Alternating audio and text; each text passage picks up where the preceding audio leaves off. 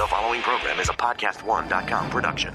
From Hollywood, California, by way of the Broken Skull Ranch, this is the Steve Austin Show. Give me a hell yeah. Hell yeah. Now, here's Steve Austin. All right, everybody, welcome to Steve Austin Show. I am coming to you from the mean streets of Los Angeles, California today. I'm sitting here at 317 Gimmick Street doing the opening of this podcast. I'm sitting in my podcast chair from Clutch Chairs. It says Austin 316 on it. I'm about to stomp a mud hole in this podcast and walk it dry. My guest on the show today is A.J. Kirsch.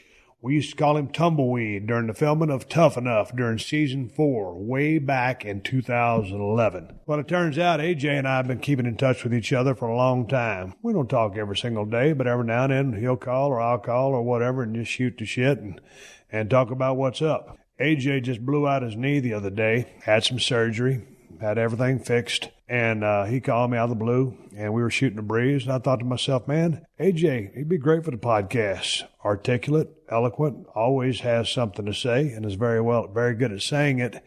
So I said, hey, dude, let's do a podcast. So I called him up, and we start shooting a breeze, and we talk about the Tough Enough experience, his background, what he's doing now, what he wants to do. Just a great conversation. The dude has the gift of gab. He was a communications major at Chico State University, so that doesn't hurt anything. The guy knows how to talk. And so we fire up a conversation, and it's going to last about an hour 15 minutes. And I'm shooting a breeze and catching up with a guy that I really, really think highly of. Good head on his shoulders, good kid, hard worker, and great work ethic. He's my guest today, and I could sit here and piss and moan and complain about all kinds of stuff, but I ain't going to. I got A.J. Kirsch waiting to get on the podcast. This is the Steve Austin Show.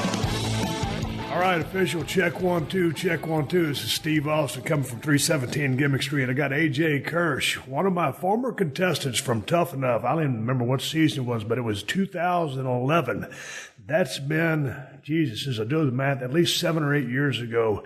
A.J. Kirsch, still in the Bay Area, affectionately known as Tumbleweed for a part of the Tough Enough show. Hey, man, how are you? I'm doing great, Steve. Always a pleasure to talk with you. And yeah, it's hard to believe that was 7 years ago. I think it'd be airing right now if it were 2011. So hard to believe that it's been 7 years, but you know, it's been a hell of a ride since, and I'm still just having a great time. Hey man, you and I have been talking on the phone for the past couple of weeks. You just had a knee surgery, and you blew out your ACL. What did you do that knee? Yeah, so I blew out my ACL and my meniscus, and I also had a sprained MCL at the time. And so, you know, when it happened, I immediately tried to put some weight on it. Couldn't. Tried to walk it off. Couldn't. You know, it got better in the following couple days. I could eventually walk on it and get around without any pain. But after that MRI, it was just a complete fustercluck in there. So I was like, you know what? Surgery's the way to go. And that's why I hit you up. I was looking for advice on how to deal with surgeries, because God knows you've seen your fair share when you were running hot. Man, it's just, it's a whole mindset. I'm used to go and everything like that. And I'm used to being 100%. And when I'm anything less than 100%, I just don't feel right. But man, you and me both. As you know, because I called you just a few weeks after we had that initial conversation, and you were able to, you know, get your mind right and not be too bored. Yeah, that's what I was worried about more than anything. Like my knee was in good hands with the doctors. I was very fortunate in that it happened at a shoot. And so I became an employee of the production company that was putting on that shoot. So workers' comp covered everything. So I didn't have the weight of a financial burden on my mind. I was most worried about having to slow down, because anybody who knows me knows that I thrive in a rather relentless schedule, and I pride myself on being able to make that work. So when this happened and I realized I was going to have to be forced to slow down, that's what was kind of plaguing my mind more than anything else. And so, you know, since though I've come to appreciate it, I think slowing down has been good for me, and it's kind of allowed me to not just recharge mentally and physically, but kind of, start thinking about things that I might not have given the attention to when I was going 100% nonstop. Hey, man, everybody knows you from Tough Enough, and that was a while back, so a lot of people never saw that show. Were you a wrestling fan your entire life? It was around 1996. I was 12 years old when I really became a diehard wrestling fan. Like, I'd been aware of wrestling in the 80s, and as a kid, hard not to be, with the likes of Hogan and Warrior and Andre and all these just iconic names. But it wasn't until I was flipping through channels in March of 1996 when I was just kind of like, to this day, I don't even know how to describe it, but I was just immediately captivated by what I was seeing. And it was just a few weeks leading up to WrestleMania 12 with Shawn and Brett in the main event with that spectacular Iron Man match. And I feel bad for people who became wrestling fans more recently, because in March of 96, it was just on the verge of one of the most exciting times to become a wrestling fan, because just 2 months later, Scott Hall pops up on WCW Nitro. The following month, not to blow smoke, but Austin 316 was born in June of 96. And man, after that, and then all of a sudden ECW starts making noise. So it was just an extremely exciting time to first become a wrestling fan. And I like to tell people it was a phase I never grew out of, and it's a phase I'm still in to this very day, and I hope I never grow out of it. Hey, you went to Chico State University, right? Yes, sir. Class of 2005. 2005, so with a degree in communications.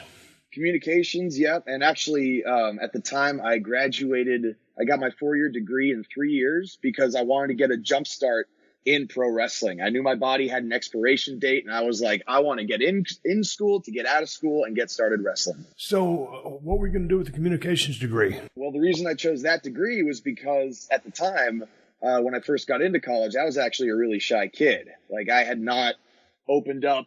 My personality was nondescript at best, and I was just super shy. And so I was like, you know what, if I'm going to get into wrestling, and I'd already decided that I was going to pursue pro wrestling, I was like, I need to get really good at talking in front of people.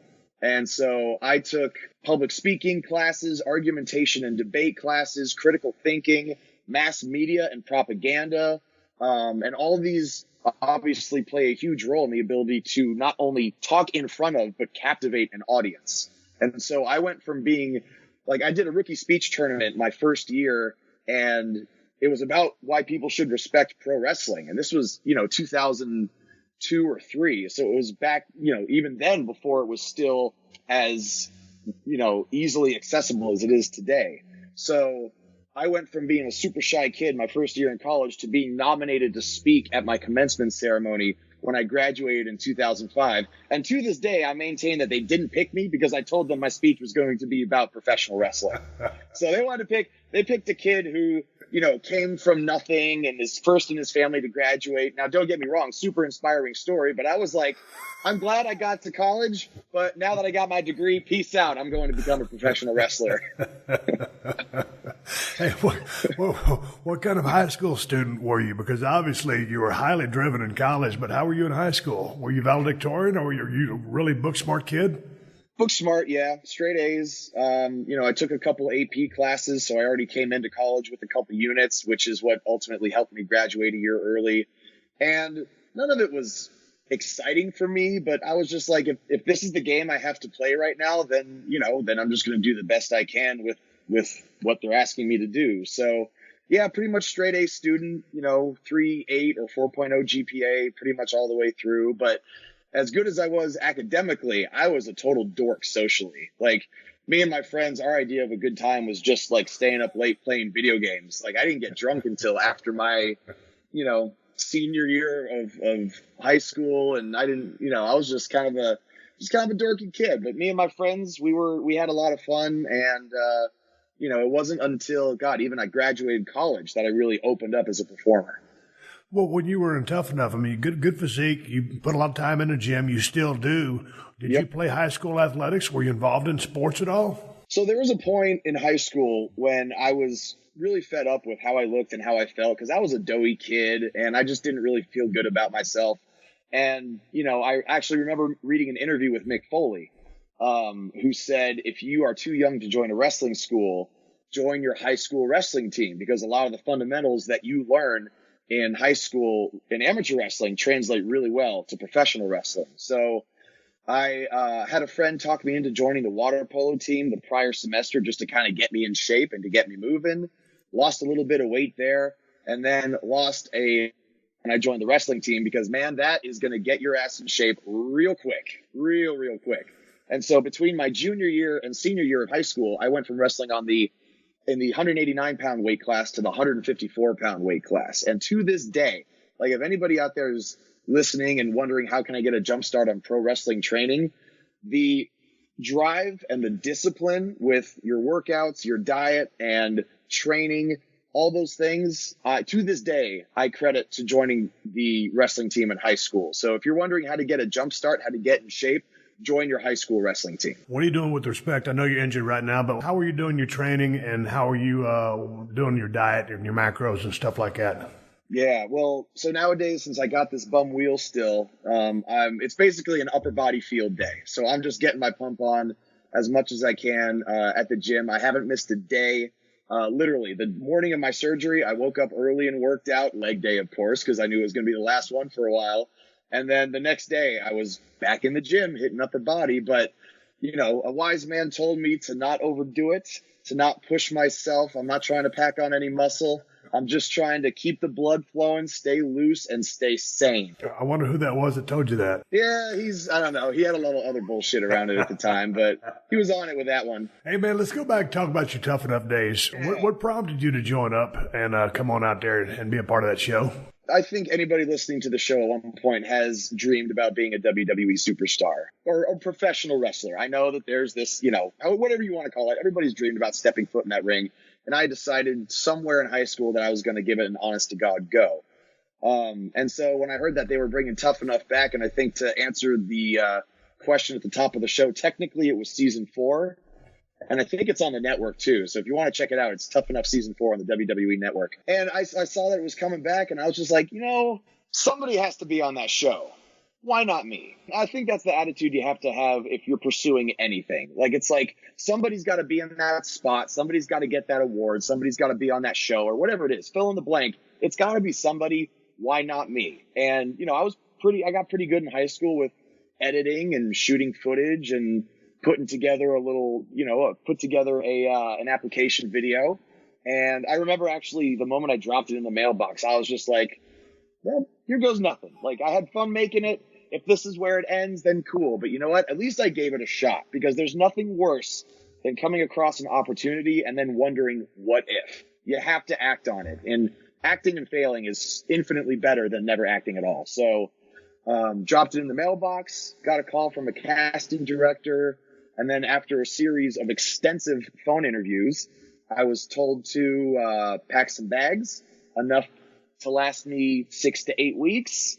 Flew me down to LA and ended up, you know, of the, I think 34 or 35 people that they flew to LA, half of them flew back and the other half were the cast of Tough Enough. And man, we didn't get a day to prepare or nothing. We went straight from the hotel in LA to that unbelievable palatial estate in Simi Valley, I think it was. Correct. And you and Bill, Trish, and Booker proceeded to beat the hell out of us for as long as we could take it.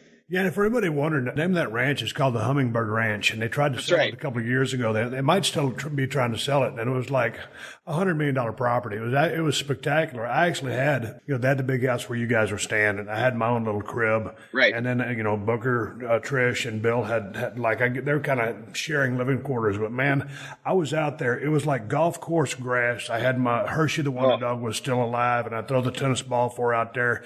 It was like, you know, it's always fun to people always ask me, they said, Steve, you ever going to open up a wrestling school? I was like, no, I don't want to open up a wrestling school because I don't really have time. And, you know, Tough Enough was the closest thing, you know, I wanted to do to still be a part of the business, Right. help guys and gals coming up in the business and actually help them learn. So that was like the greatest gig in the world. So I had so much fun doing that. Yeah. And I think they converted I think it was like an equestrian like estate or something. Like they had horses, and the main place where we trained was the stable, and they converted these stables into our training ground, which I just thought was the coolest thing. And then you mentioned throwing the ball for Hershey. By the way, rest in peace, Hershey. I wasn't aware that she passed, so my condolences. But I remember waking up early one day and just stepping out on the balcony of this room, and I think I had to have been you. It had to have been you, just kind of jogging up and down. You had Hershey right next to you, and it was just one of those moments where I was just like, I can't believe this is real life right now. I can't believe this is real. Like, as a fan of wrestling and as somebody who has aspired to be a WWE superstar, I just felt like I won the life lottery, and I say in interviews, I had to literally remind myself out loud that I wasn't dreaming. It was pretty surreal. One of the biggest things I loved about that show was, Eric Van Wagenen was the showrunner. Yeah. And we all showed up, and, I knew Booker. Me and Booker, man, we had some great matches together, and I always liked working with him a whole lot. Me and Trish have hit it off like gangbusters ever since I met her. And Bill DeMott, that was my first chance to really be around Bill, and we clicked really good. And for some reason, the four of us just had this instant chemistry, and I'll never forget it. And one of the things that was so great about that show, as you know, because you've done shows, you do acting, you do commercials,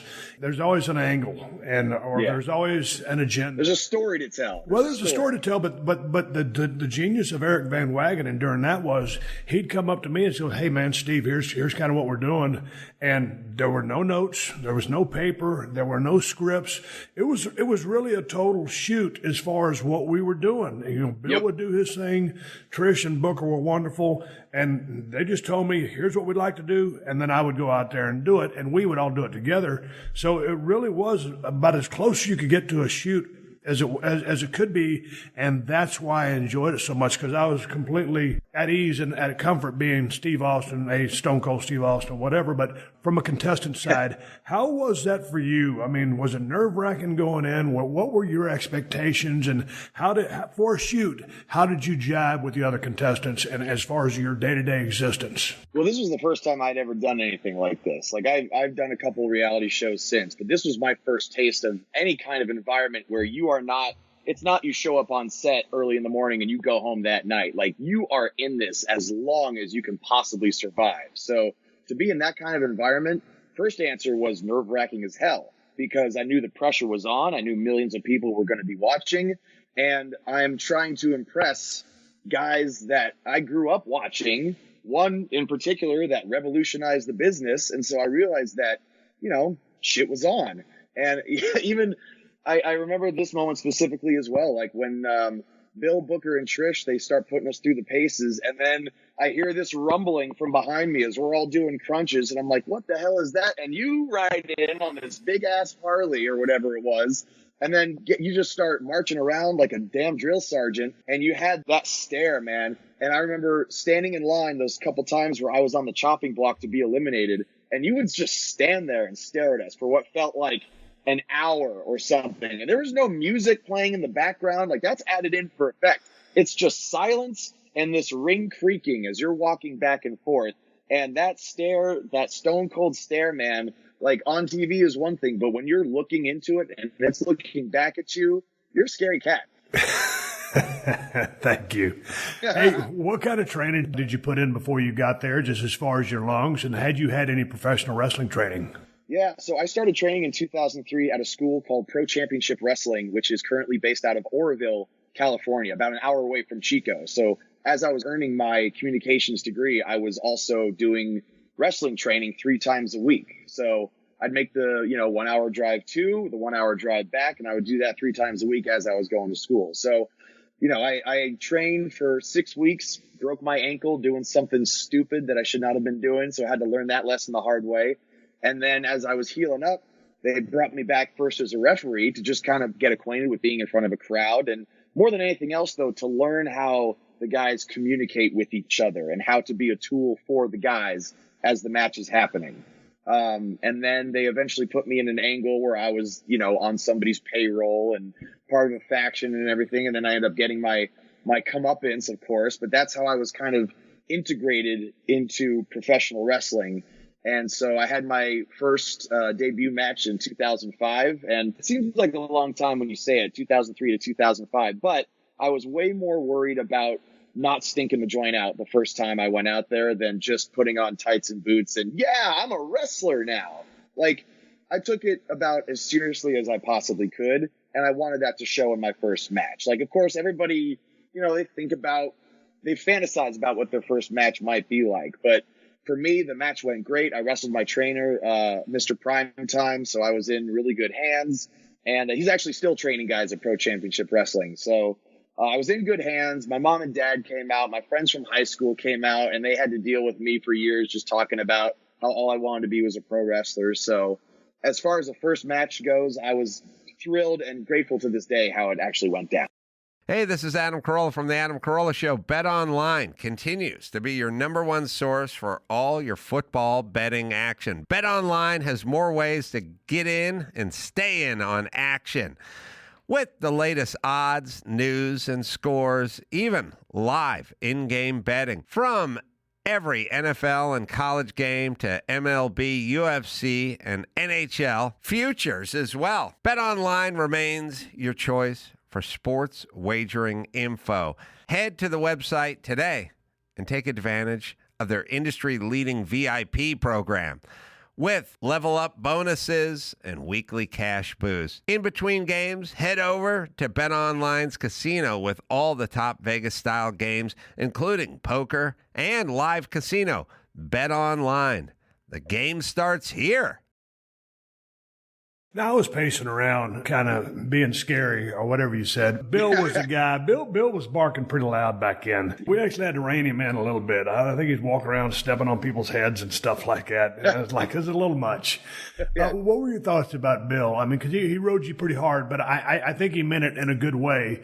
But he was pretty rough on you. I agree with that. Like, I agree with the fact that he rode us in a good way. Like, here you got guys that have, you know, like M-Dog Matt Cross comes in with years of international experience and could probably blow anybody away as far as in-ring work. And then you've got guys like, oh, God, what was her name? Michelle, I think. 10 years, right? 10 or 12-year veteran and, you know, didn't know a wrist lock from a wristwatch. So, you know, you have all these different breadths of experience. And you guys are coming from this generation where it's like, well, when did these guys ever pay their dues? What right do they have to be here?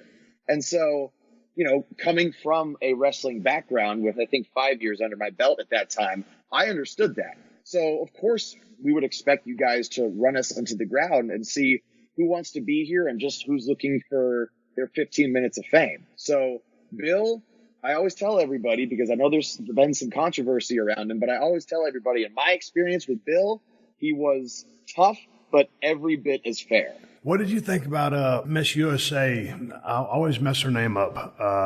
Remember we were doing the drills? Rena Faki. Yes. I thought she was wonderful. I really like that chick. And she wasn't made to be a pro wrestler. And watching her try to take some of those beginning bumps, I mean, just a forward roll. It was just, and she didn't, you could see someone's face because you'd been training for quite some time and it had matches. So you came in there ready. But all of a sudden, when you see someone try to take their first bump, you really get a chance to look in her eyes and say, some people are allergic to that canvas, that mat. Right. And bumping will automatically signal those people. And so she was kind of allergic to bumping, but I just really enjoyed her. She was spunky. She had a little bit of attitude to her. She was beautiful. Right. What were your thoughts about her? She was quite a character. She was. I think that's one of the reasons why she stuck around as long as she did, because like you said, not a lick of wrestling talent, never trained a day in her life, but she had some attitude. And so she was a captivating character. But like, I have a couple feelings about when I saw her, you know, try to do a forward roll. First, like, in my mind, I'm like, it's a competition. So I'm like, oh, I'm good. Like, from here, as far as the physicality go, like, they called me tumbleweed because I can roll like a son of a bitch. So I'm not worried about that. And then at the same time, though, when she tries to do a forward roll and it's like she just sticks and then just kind of falls over. She pile-drived herself.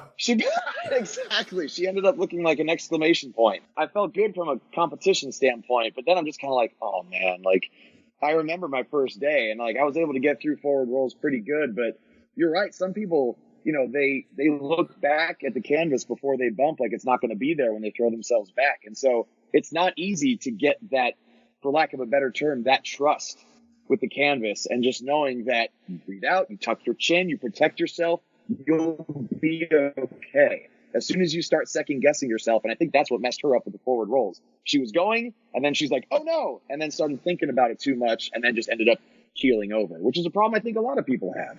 when they first start out. Since Tough Enough, and I told you guys, I said, that we're in Tough Enough, but you're going to find out what Tough Enough is when you actually try to get into the wrestling business, because the wrestling business is way tougher than what we're trying to do here, but it's a foot in the door. So have you kept up with any of your people that were on the show with you? I mean, because, like you said, M-Dog Matt Cross as like Son of Havoc or whatever it is with Lucha Underground. Martin Casals as Marty the Moth. Evilise has done really well in Lucha Underground. Eric Watts is he's killing it right now in SoCal. Yeah, like he's doing championship wrestling from Hollywood. In fact, he just got back recently from a tour of China. Championship Wrestling from Hollywood just did an event in China with this unbelievable production, and it just looked like $1 million. And so I know Eric Watts is still getting after it, and he looks better than ever. Well, see, Eric Watts was a guy who I thought had a ton of potential, and he just didn't show it within the time parameters of that show. And, all of a sudden he's out of there. But when you looked at the guy, I mean, you thought, hey, man, this guy's a monster. He could really, really be good. And then all of a sudden, it's nice to hear that he's still doing well. Do you keep up with any of the other guys? The guys you mentioned are actually the ones that I'm closest to. I see Matt Cross, every couple months when he comes to Northern California. Me, Martin, and Eric are probably the closest. The little group of friends that came out of that. As far as the other ones, I don't really keep up with them too much. Jeremiah, Luke. How funny is it that Ariane, the first one eliminated, and she ends up getting signed for however many years. Wrestling, but Eric and Martin, the three of us have become friends, and it's really cool still to see, like you said, Matt Cross is just. Every time I look him up on Twitter, he's like tweeting from Switzerland or England or Lucha Underground. And so to see him still doing so well, considering how long he's been at it, not just before Tough Enough, but since, like, good for him, man. He's making it work, and it's really cool to see. What were your thoughts that night where I had to take your belt from you? I understood why. I had some rough days going into the day when I got eliminated, and something to this day that I remember Bill saying when you guys were in the office, right? That was adjacent to the training ground. I think he said, one good day does not a career make, or something like that. And, I got why. I knew why I was eliminated. That whole Christina ended up getting hurt with me in the ring, and, that was largely my fault. Had Martin not broken his ankle, I think I would have been out of there a little earlier than I would have been, because, he wasn't eliminated. He had to withdraw. And in my opinion, had he not gotten hurt, he probably would have ended up winning the whole thing, because he's talented in the ring and he's super charismatic as well. So a combination of, me being able to buy some time with that injury, and I was just fortunate enough to last long enough to have my shining moment on the show during that promo challenge. And I totally understand that it wasn't enough to save me, because, as Bill said, all those rough days, I had a good showing on a skills challenge, but, disappointed, of course, but I completely understood why. How was it going out there and working with The Rock? And, of course, he put you over very strongly on your promo, but you got a chance to spend some time in the ring with him. Yeah, going back and just putting myself in that is still pretty amazing. I mean, I got to roll around with The Rock. I think you even beat the crap out of me a little earlier on in the show. That didn't make air. So again, just another one of those moments where I'm just like trying not to mark out, like trying to be a professional and, feel like I belong there. And two, just trying to relax. And that's something that I think he ended up saying to everybody after he locked up with the remaining contestants. He's like, everybody's so stiff. Like, you guys got to relax when you're in there and just make it look like you're working, but don't actually work that hard. And so just to be able to say things like that. And it's again, I'm eternally grateful for every second on that show, both the highs, the lows, and to be able to have that moment to just be able to look back and just be like, yeah, I've enjoyed a hell of a journey. And so just nothing but gratitude. What was your preparation process going into promo day? You knew it was coming, and you knocked it out of the park. What was your motivation, or what was your focus, and as far as your performance went? Because it was awesome. Well, thank you. But not to correct you, but you said I hit a triple. You said I didn't knock it out of the park. But but you were right though. I knew where I was in the contest. I knew I wasn't doing well, and I knew I had to come out swinging. Not to overuse the baseball metaphor, but I knew I had to come out swinging, and so I think what made that promo effective in my mind was that I meant every single word that I said. Nothing about it was for the sake of a performance, or it was less about the match that Bill and I are supposed to have at SummerSlam, which was the premise of the promo, and more about why we're having the match, giving the audience that I pretended was there a reason to care. And that reason was 100% legit. It was, I'd had some rough days and you guys were up my ass about it, and I had to come out and make a point. And I feel like I made that point. Hearing that from you guys is what mattered. So to hear that feedback from you guys and to see your comments once the show aired just made me feel really good about it. But I had to mean it. People can see, especially nowadays. Like, I think if people come out there and they're trying to just rehash something that they read in the back or something that somebody told them, the fans nowadays are smart enough to just be like, I didn't buy that. And if you can't attach your own emotion or your own visceral feeling to something, it's going to fall flat. And I didn't want it to fall flat, and I don't think it did. Hey, since Tough Enough is over, you've moved on, and we've been talking. We basically kept in touch ever since. I mean, it's very sporadic, but I've got your number. You got involved with Hoodslam, and yes, you sir. were basically the MC or the host of that show. And I was watching one of the matches with Brian Cage and a guy that was the Predator. And you're basically calling the match, on a live RF mic to the house. Correct. Yeah. And you're dropping F-bomb after F-bomb. Tell me about the origination of Hoodslam and how you're able to you guys are able to get away with the language and how you go about your process. I mean, it was very entertaining to me, but I'm a guy that cusses a lot. Right. Well, might have to have your finger on the sensor for this one, because there's, spoiler alert, there's going to be a few F-bombs in how I describe Hoodslam. So, well, to kind of back up a little bit and bridge the gap here, it was that promo that helped me realize that perhaps my contributions to professional wrestling would be more valuable behind a microphone than in the ring. Like, I always felt like I could have a good match with just about anybody. I feel like I've been super safe, but I don't think I hurt anybody unless they didn't tell me about it. But I was like, you know what? As far as my longevity of my career, I think I could start transitioning to hosting, ring announcing, and commentary. And so some of the advice that Bill gave me shortly after Tough Enough was just work as many different places as you can. Just get out there and work. And at the time, I had not had any experience with Hoodslam. This is early 2012. So I asked the promoter if I could drop by and check out a show. He said yes. He was just like, you want to do some commentary? And I was like, sure, why not? Nobody there cared that I was AJ Kirsch from Tough Enough, because Hoodslam is not your typical wrestling crowd. They're not your just, whenever you think of your typical wrestling fan, that's not who's at Hoodslam. The crowd at Hoodslam is a crowd who's just out for a good time on a Friday night, who wants to drink a little, rock out to some live music and some smash mouth over the top pro wrestling. And so I quickly realized that if I'm going to stand next to characters like Drugs Bunny, like the Mexican werewolf El Chupacabra, who was the Predator, by the way, Dark Sheik, WWE and WCW, they had the Steiner brothers. Hoodslam has the Stoner brothers, Rick Scott and Scott Rick. If I'm going to stand next to all these crazy characters, I got to come up with a character of my own. And so I wanted to be a heel because I was so sick of being a face. I have so much fun being a heel. I was so sick of being like, AJ Kirsch from WWE Tough Enough. You saw me on TV. Yay. Fuck that. I wanted to get the fans riled up. And so I was thinking, who would this crowd hate? This crowd would hate a bro. And therefore, Broseph Joe Brody was born. And I just put myself out there as an arrogant douchebag frat boy bro. I come out to Nickelback, I spray Axe body spray on myself, and immediately it's just, fuck you, bro, as soon as I'm out the curtain. And it's the most fun I've ever had in wrestling.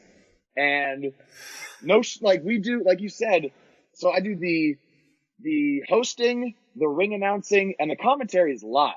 It's over the PA. The fans can hear it, but it's a 21 and over show. In fact, one of our slogans is "Don't bring your fucking kids." So you know that this is not your little brother's wrestling. So I'm out there, and I'm dropping F-bombs and SH bombs, and we're very clear that Hoodslam is for a 21 and over audience. So we can get away with drinking and other things that are not necessarily allowed everywhere. And we have a live band, but before anything else, Hoodslam is a party with pro wrestling. It's literally the most fun I've ever had in my entire wrestling career. All due respect to Toughen Up. Those were some stressful days, and learning under you guys was the thrill of a lifetime. But as a performer, nothing has come close to Hoodslam. How long did it take you to come up with the name of Broseph? Broseph Joe Brody. So it didn't take long, actually. The character comes from, like you said, I went to school at Chico State, which is a notorious party school. So I was around frat culture, never in a frat myself, but I was around frat culture all the time. As a lot of wrestlers do at one point in their life, I was a bouncer in a club. So I was constantly around just these douchebags that are puffing out their chest and, starting fights and parts of my own personality make up the gimmick. Like I'm a total gym rat. And also people don't believe me when I say it, but I fucking love Nickelback. Nobody believes me when I say it because they're the world's easiest band to shit on. But I love Nickelback. And so when I put all these characters to all these parts of this character together, I'm just like, what's a name?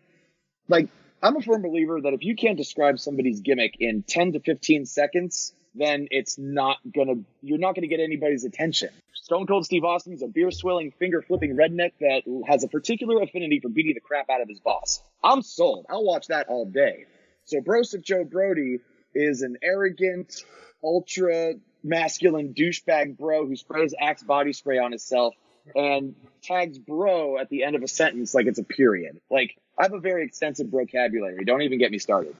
This October, Fear is free on Pluto TV with horror movie collections from Paranormal Activity, The Ring, You will die in 7 days. Scream, and From Dusk Till Dawn. This is my kind of place. And don't miss the man-made nightmares in Mary Shelley's Frankenstein or the world-ending chaos in 28 Days Later. There's something in the blood. All the scares, all for free. Pluto TV. Stream now, pay never. This is the Steve Austin Show. You're a very articulate, eloquent young man with a good head on his shoulders. So explain to me about Nickelback, because I'm a fan as well. I think they're a great damn band, but they are a polarizing band. People either love them or they hate them, and a shit pile of people hate them. I don't get it, because I think they make good, solid, straightforward rock and roll music. Where's all the heat coming from? Can you explain that to me? Because I don't know. I honestly don't know either. I don't know when Nickelback became the cool band to hate, but at one point they became the punchline for every bad music joke. They did. I don't know how it happened. And I think they're a victim of their own success in that respect, because they've sold 50 million records worldwide. Some of their songs are some of the most instantly recognizable. And you know what's funny, though, is that people are quick to bash Nickelback publicly, but as soon as I get somebody one-on-one, they're very quick to be like, okay, you know that one song, How You Remind Me, or Rockstar, or Photograph? I actually really like that song. And maybe after a few drinks, I'll sing it at the top of my lungs. We'll see what happens. So the hate, I just think they're the trendy band to hate. But that kind of makes me love them just a little bit more and shout it from the rooftops and be like, oh, you don't like them? Well, fuck you. I love them. Well, who else would you listen to? Big rock fan. So Aerosmith, Metallica, AC/DC, them and Nickelback. AC/DC and Nickelback are right up there for my all-time favorite bands. Well, see, it's interesting to hear a guy your age, because you're a lot younger than me, and you're naming bands that that I still love that were hitting their prime when I was a kid. So where are the newer bands other than Nickelback? Because I'm a big believer that, I don't know, the music has changed so much. And there's some Greta Van Wise. There's a couple of bands out there that are kind of scratching the surface, but for some reason, I just don't get into anything new. I'm still digging the old stuff. And you being a young cat just named a bunch of old stuff other than Nickelback. Yeah, well, I think good music is timeless. If you go back to, even earlier today, I was at the gym. I was listening to Zeppelin and Hendrix and guys that to this day just, there's nothing like them. Nobody sounds like them. And I don't know if that's a casualty of the music industry nowadays, but I agree with you. There are not a whole lot of new bands that I just gravitate towards the way I did to the ones I just named. You said you were a dorky, shy kid coming up. Yep. I was watching a video before you and I talked, and you were on what you call Dating and Naked, or Dating Naked, yes. Dating Naked. Okay, to go from this shy Doughy, kid, shy, doughy kid, and all of a sudden you're on this show. Tell me what was up with that experience and how that was. After WWE Tough Enough, the goal was still to get signed by WWE, so I started pursuing other avenues of entertainment because I know they want to be able to send their guys and do TV shows and talk shows and all this stuff. So I wanted to expand my repertoire. So I got a casting notice for a reality show called Dating Naked, and I was just like, you know what? Somebody has to be on that show. I think it should be me. Why not me? That sounds like a blast. Like a dating show where you're naked. And by the way, it's shot in Panama in June over a week. So I was looking at this like a vacation where I get set up on dates and I get to be naked. And like at the time, like as I like to say, I had gotten my fit together. I'd gotten in shape. I was training on the regular. I was eating super clean. So I had gotten in the kind of shape where I'm like, you know what? I don't mind being naked. I don't think it'd be that big of a deal. And as I was taking my clothes off for the first time, because there's like camera people around me and they got a boom mic and, you know, this poor crew has been on this island for like a month. As soon as I saw the girl I was going to date, as soon as I saw her naked, I'm like, oh, well, this doesn't even matter anymore. Like, what's the big deal? Here's mine. There's yours. Who cares? We're here right now. Let's have some fun with this. And so I actually came back from that show way more comfortable in my own skin than when I went. And so it's, you know, another one of those surreal experiences where I'm waking up in this little villa in Panama and the sunrise is coming up over the ocean. I'm just kind of like, look where I am right now. This is insane. But it was a great time. Okay, well, like I was telling you about Tough Enough a while ago, you know, Eric Van Wagenen would say, hey, man, here's what we're trying to do. You know, just go do it. What were your instructions on that reality show? Right. So... Or what you can talk about, let's say it that way. Right. The producers were clear about the story that they saw unfolding as the show went on, as they started getting more and more footage, because they didn't know what they were going to, you know, keep in and edit out. But they were, you know, they would pull us aside every now and then and be like, here's where we see this going, but you do whatever you want. So it was a little bit, you know, they gave their insight and they said, here's how we think this would make for an interesting story. But ultimately they let us, you know, do what we wanted to do, because I think, and that's one of the big things about reality TV. They're like, oh, well, how real is this? Going back to your point on Tough Enough, like you said, that was about as close to a shoot as you can get for reality TV. Dating Naked, about as close to a shoot on reality TV as you can get. So I think, you know, just because it's like right there in front of your face, reality TV, people immediately write it off like, oh, bullshit. But from my experience, Tough Enough and Dating Naked, those were pretty like 98% reality. Okay, I didn't get a chance to see the finish of the show. Were there any sparks there? Anything happen? I'm not talking about sexual activity. I mean, Sure. Were there any sparks there? Was there like, okay, after the show, you guys were going to see each other? What happened? No.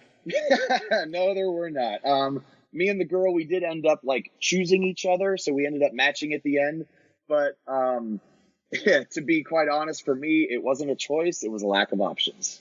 So no sparks there. We didn't continue to see each other after the show or anything. But you know, I didn't take it too seriously. I kept asking myself, if I were watching the show, what would I want to see me do? And then I was just like, I'm already naked. Like, how many more risks can I possibly take? Like, let's take all of the risks. Why not? Let's have some fun with this. What other risk can you take? Yeah, exactly. Like, I mean, I don't know. I don't know if it's available online or on demand or anything, but it was the first season. It was episode 7. So if you want to go out and look it up, you know, it's out there somewhere. But all my bits and pieces were blurred out. So it's still, you know, it's not like rated M for mature or anything like that. I got a good friend of mine.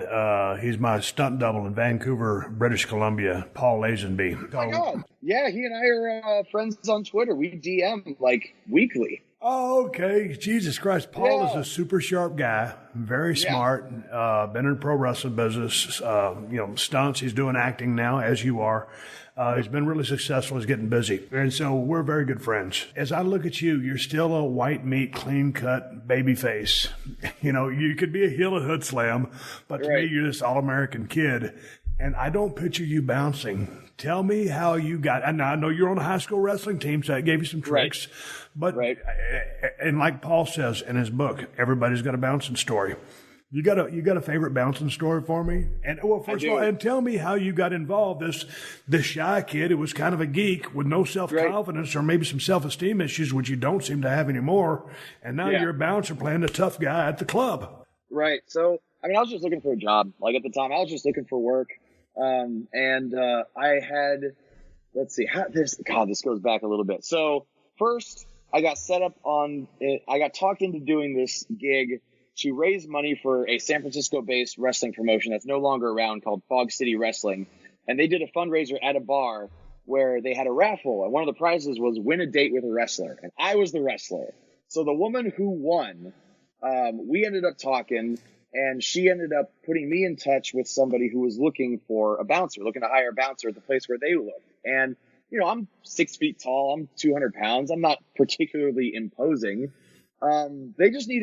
They weren't looking for like a bouncer per se. They were looking for more of a host. Like, what do they call it? A brand ambassador, like somebody to feel welcome at the club and just a presence inside just to make sure that nobody does anything stupid. And in my, you know, I bounced for probably 4 or 5 years and rarely had to ever break up a fight. Rarely had anyone swing on me. But my favorite bouncing story is when I noticed that a fight had broken out on the dance floor. You know, as I walked over to break it up, I quickly sized up the situation. And breaking up a fight is pretty easy because the people in a fight are focused on each other. They're not even thinking about the bouncers who are about to break it up.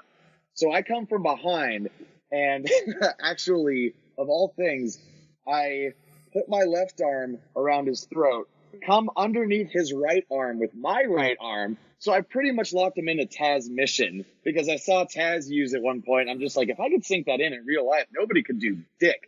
So I sank in a Taz mission, dragged him outside, and just held him there until the cops showed up. And there wasn't a damn thing he could do about it because I noticed he was swinging with his right hand.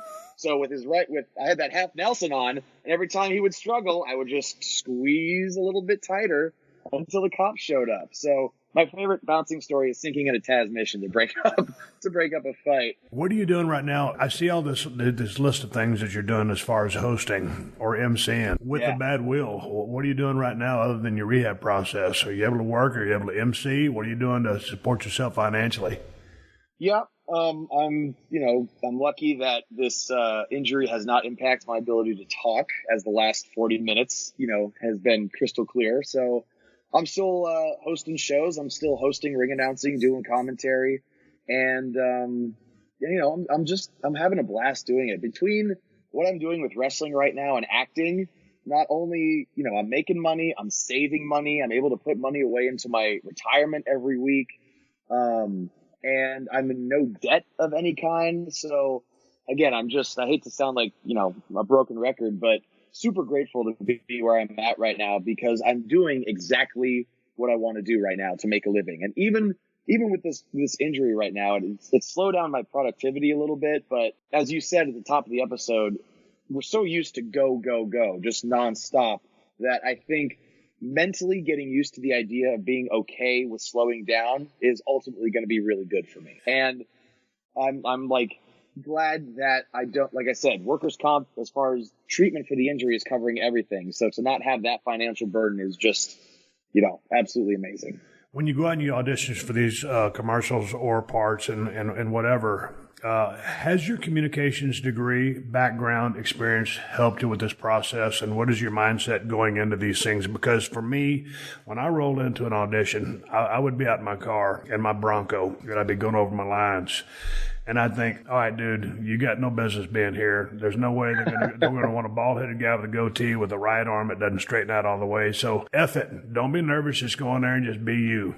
Well, It sounds good until you walk out there and you get in there, and it's the one person running lines with you. It's the person who's going to say yes or no, and it's the person running the camera. It's either 2 or 3 people. All of a sudden you get in there, it's kind of nerve-wracking. Matter of fact, for me, it was nerve-wracking, quite frankly, because I'm just not that comfortable in that world.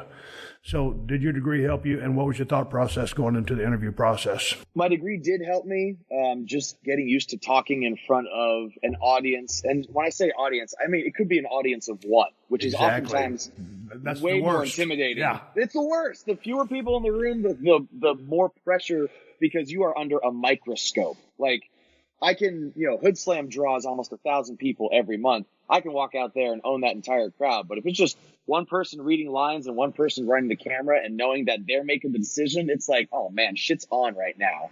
So the degree helped to a certain degree. I really wanted to come up with a different word, but I couldn't think of one. But more than anything, it gets easier every time. Like, I think that if you're pursuing acting, or if you're ever in an audition process or even any kind of interview process, which is essentially the same thing, just doing it more makes it easier every time. And I think you hit the nail on the head, because when I walk into an audition, it's like, let's just see what happens. Go out there, give them the best, whatever I think that is, because oftentimes you have no idea what they're looking for.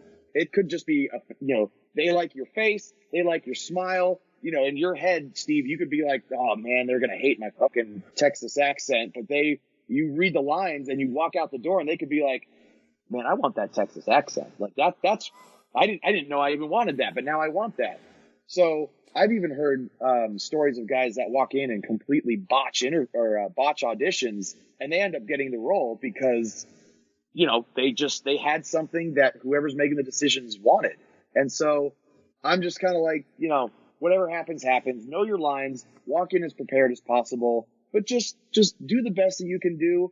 And when you walk out, and this is the hardest part, don't give it another thought after you walk out, because I'm hypercritical afterwards. I'm like, oh, I should have said this. I should have done this. I could have said it this way. When it's over, don't worry about it. On to the next one. If they get back to you, great. If they don't, who cares? There will be more. And something else, I realize I can just talk forever, but so apologies for the rant. But something else to keep in mind is they're not there to work against you. They want to see you. Like, they called you into that audition because not to waste your time. They don't want to waste their time. They want to see somebody bring something to the table that gives them the performance they want. And they think enough of your picture or your interview on the phone or whatever it is that they think you have that. So they want to work with you. They're not there to chew your ass out and kick you out the door. It sounds like to me, you're the same as I am. To me, I would rather be in an arena like Hoodslam 1000, any arena that I've ever played. Give me a live RF mic, have a camera rolling, red lights on, go. You got to cut a promo, you got to sell tickets, you got to get yourself over or get your opponent over or sell a match. That's easy to me. Going into that room, or even still photography, going into a room with just 2 or 3 people trying to, audition. And a lot of times, when you get those sides, they might kayfabe you on the rest of the whole script. That just give you 2 or 3 pages of sides. You learn that. Right. You don't know anything about the character, so you're trying to be whatever it is you're trying to be. And I find going into an RF mic, trying to be Steve Austin or Stone Cold Steve Austin, that was the easiest thing in the world to me, because I turn the switch on and it's sink or swim. Because I'm live, I know the shit's on, and I know it's going to be sink or swim. When I got up WWF and then it turned into WWE, there were a couple times I went out there and I sank. It's sink or swim. Most of the time I swam. And once you get a chance to go out there and you do that, and it's either, hey man, I'm either going to do this successfully or I am not. Right. To me, that and being unscripted, just go out there with a couple of bullet points. That was what I really thrived on. And me too. And I think that's because there is, and I do promo seminars now, so I coach young guys on how to cut a promo. And one of the things I put over is there's comfort in a character that inside and out. And I think one of the reasons that you can go out there and be Steve Austin and having probably close to no idea what you're going to do, if that's what the situation calls. Like, you may have bullet points, but even if it's just after a show and you're dicking around for the live audience, you have no idea what you're going to say. How Stone Cold Steve Austin would interact with that crowd. And that's enough for you to do something that's going to pop them. And so for me, there's so much comfort in becoming this Broseph Joe Brody character. I don't even need to know what I'm going to say. I just need to know that there's my music, there's my cue to walk out, let's pop a crowd. And the more you can the more layers you can give a character and the more familiar you can get with whatever character you're playing, whether it's in a ring, on a stage, or in front of a camera, there is comfort in familiarity with the character, which means somebody can just say, go, and you can be like, all right, for how long? Right. Dude, what are your future plans? Once you get the wheel back, well, how old are you? 34? 34 right now, yeah. As far as future plans, like I was working a construction job for most of last year, and when I got laid off in October, that's when I was like, all right, well, I'm just going to do what I want to do as long as I can. And because I've been able to turn that into the way I make my living, then it's still kind of fresh for me that I'm able to do what I want to do to make the money that I need to make in order to be a responsible adult. So I just want to keep ring announcing, hosting, doing commentary, bigger crowds, bigger gigs. WWE knows that I'm interested. I've reached out to the appropriate parties and let them know that, if there's an opportunity for me with WWE, then I'd be all over it. But I'm not holding my breath. I'm having a great time doing what I'm doing right now. And so, if they want me, they know where to find me. And it used to be when I was an aspiring WWE superstar that was the end all be all for me. And as an adult now, I've realized that's not how it has to be. If you're truly passionate, you truly enjoy something, you can find a way to make it if you are driven and talented enough. And I think with this all-in event that's happening in Chicago that Cody Rhodes and the Young Bucks are putting together, they sold out a 10,000-seat arena in under an hour. Like, that's just mind-blowing to me, and a sign that pro wrestling, sports entertainment, whatever you want to call it, is stronger than ever right now. It is a really exciting time for pro wrestling, and for me to be able to make my living doing that, again, I'm just super grateful to be in the position that I'm in right now. Man, when you have a degree in communications, you've been involved in the professional wrestling business for quite some time, you're working construction, and you were working construction years ago. Yeah. What kind of jobs on a construction site? Because, I mean, dude, I've driven forklifts, I've done manual labor, hauled hay, but I'm not a real construction guy. Although I did help build the marina there in Edna, Texas. I don't know how it's still together. I didn't know what I was doing. I just did what they told me to do. But what do you specialize in as far as construction? I don't know anything about construction. I was just a basic laborer. They would tell me to, tear this down and clean this up. And, I got somewhat acquainted with, putting up doorways, and I didn't know what like you said, I didn't know what I was doing. I'm amazed that I could even destroy stuff correctly. So a friend of mine hooked me up with a job when I needed one. It was exactly what I needed at the time. The pay was nice, but I think the people that ran it knew that I wasn't going to be there for long. It was just something to pay the bills until the next thing came along. So, but it was fun. I had fun destroying stuff. There were those days where I would just walk around with a broom all day. So those days weren't particularly fun, but working's better than not working. You're either busy or you're broke. What do you enjoy hosting the most? Oh, Hoodslam.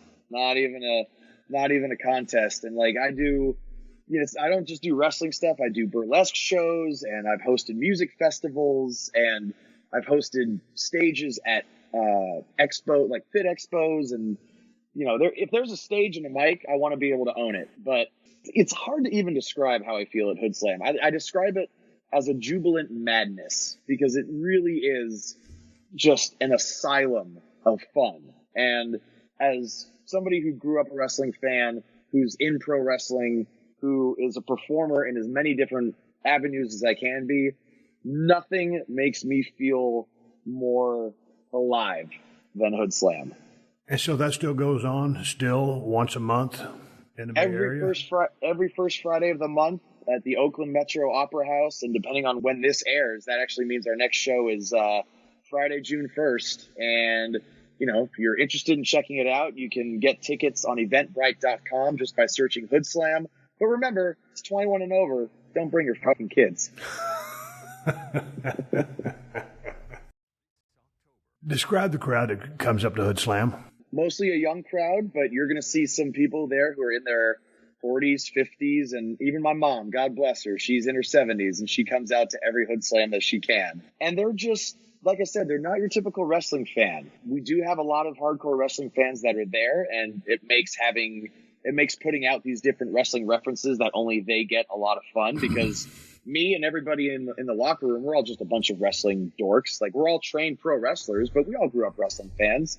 That's fun to know that they'll get those inside jokes. But most of that crowd is just out to party on a Friday night. And we do not take it, and by it I mean some of the old, more archaic rules about wrestling. We don't take it seriously. Like, we are all aware that professional wrestling is a show.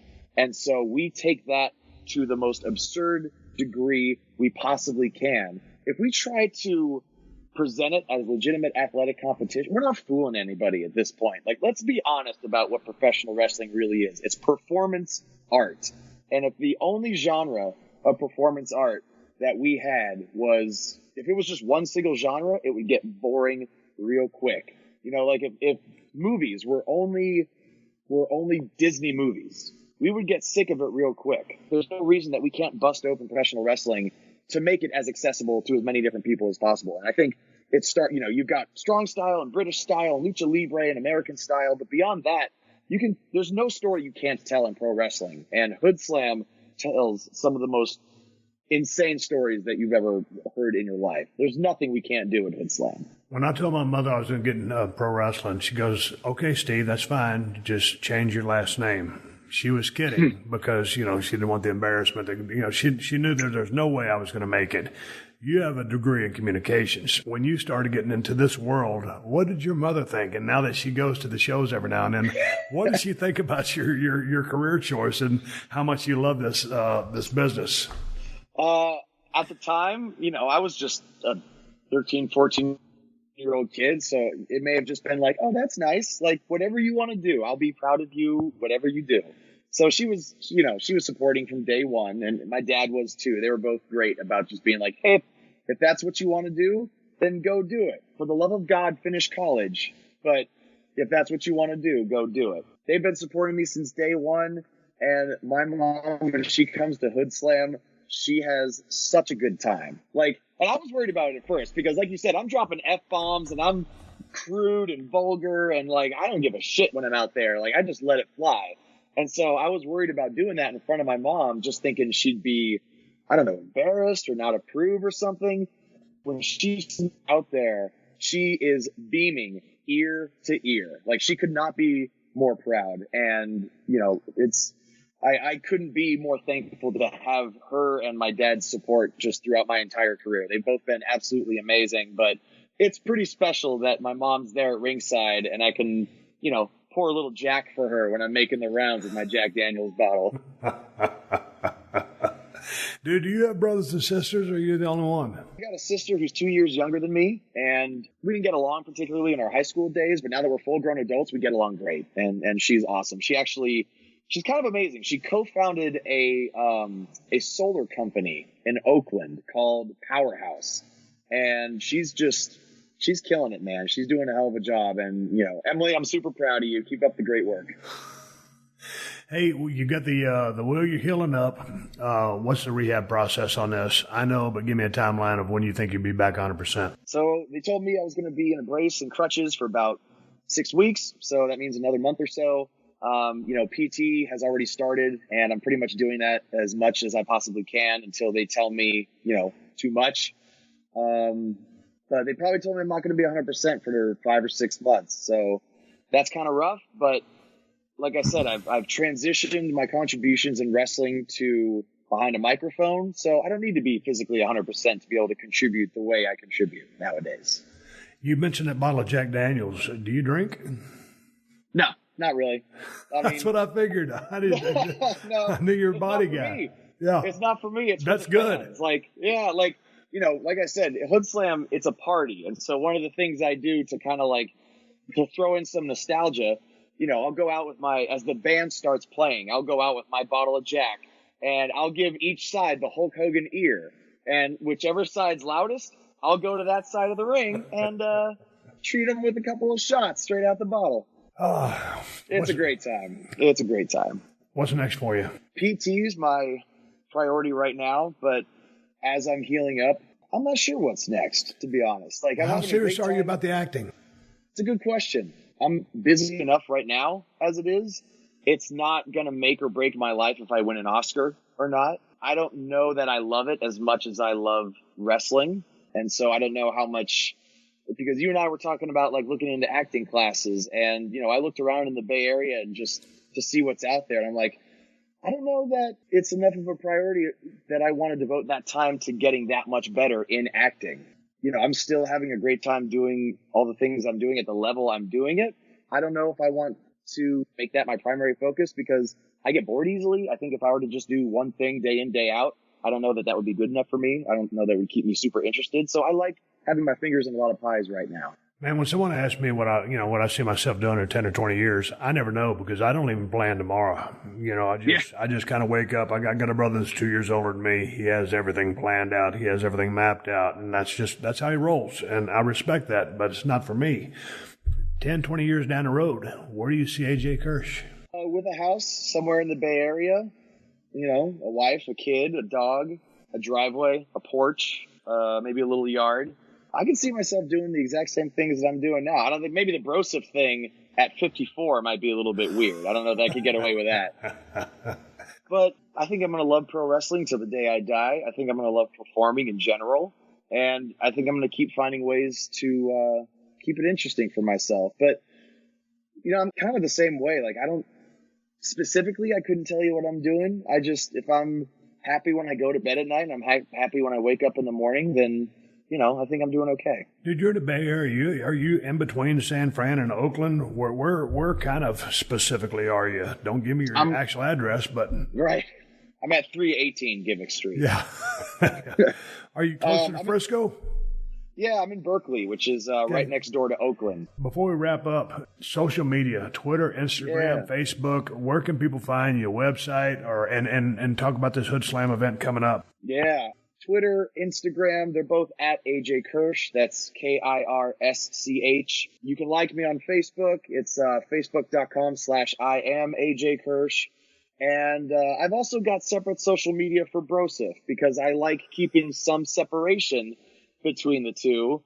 Instagram and Twitter is at BroJBrody. Facebook.com/BrosephJoeBrody. And if you just Google Hoodslam, you'll find everything you need to know about Hoodslam. Facebook, Twitter, Instagram, Twitch. It's all at Hoodslam. If you want to check it out, first Friday of the month, Oakland Metro Opera House. Tickets by searching Hoodslam on Eventbrite.com, or you can go straight to the website at birdswillfall.com. Awesome. AJ, it was good catching back up with you, and best of luck to that wheel. And obviously, you and me are going to stay in touch over the phone. But it was good talking to you and see you on the video scope, as Randy Macho Man Savage would say. The video scope. Well, I appreciate it, sir. You know, just the fact that I'm able to pick your brain about advice about anything, whether it's surgery or, you know, working out or life or whatever it may be. Like, I'm very grateful that we've been able to stay in touch. Yeah, man, this was fun. This was a lot of fun. It was good catching up. Awesome talking with you. I appreciate it. Appreciate you, Steve. Thank you. All right, everybody, give me to go home. Q, it's time to wrap up his podcast and ride off in the sunset. But before I do that, I want to thank my guest, A.J. Kirsch, for joining me on the show today. It's been a long time since 2011 when Tough Enough rolled around.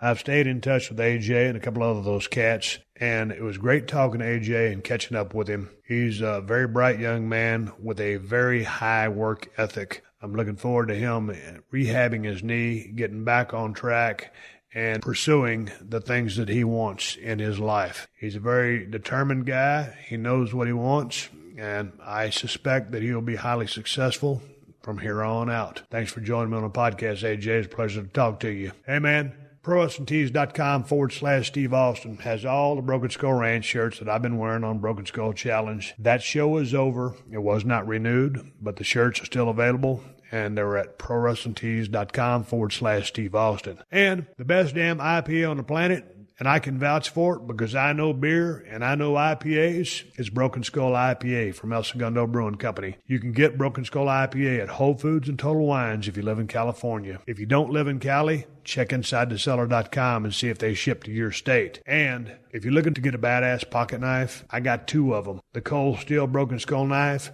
and the Cold Steel Working Man's knife. and you can get them at my new Amazon store. Amazon has the best price on both knives.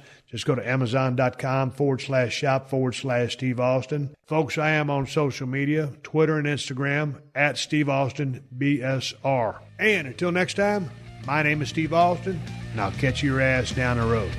This has been a Podcast One production. Download new episodes of The Steve Austin Show every Tuesday at PodcastOne.com. That's PodcastOne.com.